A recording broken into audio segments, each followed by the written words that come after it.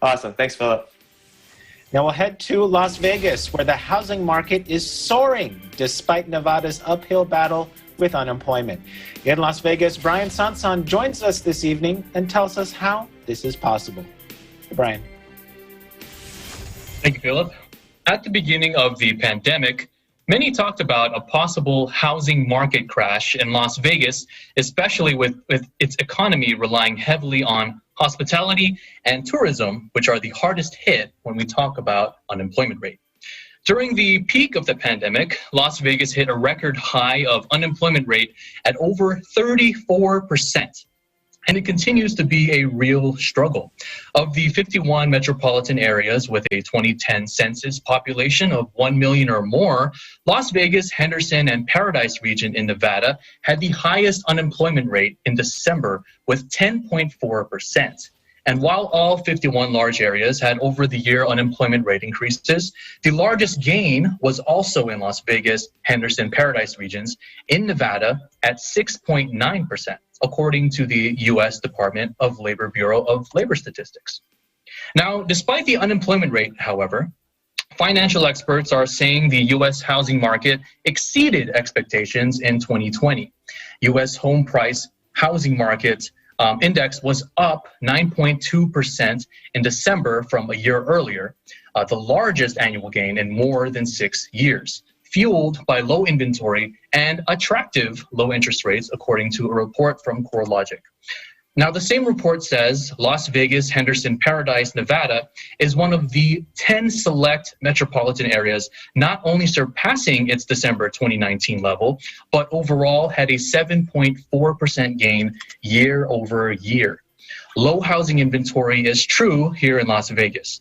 According to LasVegasRealtor.com, existing and new single-family home inventories are down 21.72% and 8.46% respectively year over year. And because supply is low, the median price for existing and new homes are both up over 7% year over year. $369,500 and $359,000 respectively. Experts are also saying that in addition to low housing inventory, which is the result of most people opting to wait to sell their homes during the pandemic, some people upgraded to bigger homes for more space due to having to work from home or having their kids do distance learning at home. Now, at the same time, many took advantage of the low interest rates, which have been as low as less than 3%. So all these factors drove the increase in home prices. But current home pricing is not at all matching the economy climate in Las Vegas, according to financial experts. And because of that, CoreLogic predicts a drop of 1.6% in Las Vegas home pricing by the end of the year. Now, why is that? Because for one, unemployment makes it hard for some homeowners to make their mortgage payments. And due to rising mortgage delinquencies leading to foreclosures, housing inventory is projected to get a boost in 2021. In addition, foreclosure moratorium and mortgage payment forbearance are set to expire by the end of this year. Loan Performance Insight report released by CoreLogic early February says nearly all U.S. metro areas logged an increase in overall mortgage delinquency rates in November compared with 1 year earlier. Nevada topping the list at second place with a gain of 4.2%. Hawaii came in first at 4.3%, so we're not too far behind. So for those who are looking to buy a home in Las Vegas, experts say there might be a shift to a buyer's market in late 2021. Now, before I let you go, Philip, here's a quick update on the COVID-19 situation here in Nevada.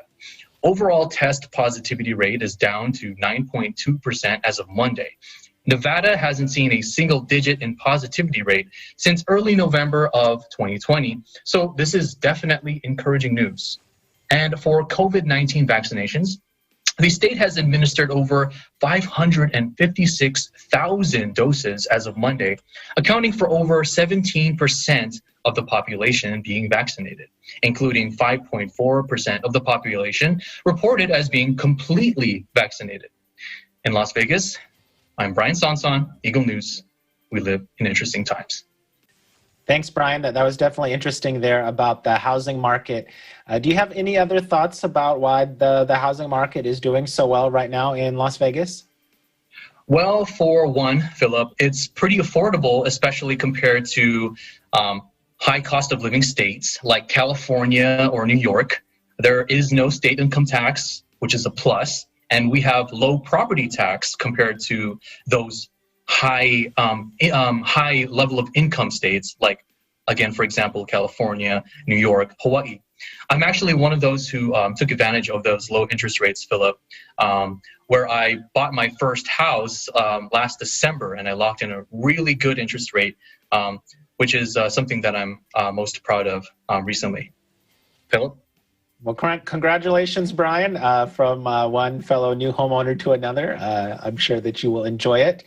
Many more broadcasts coming from your new home, right, Brien?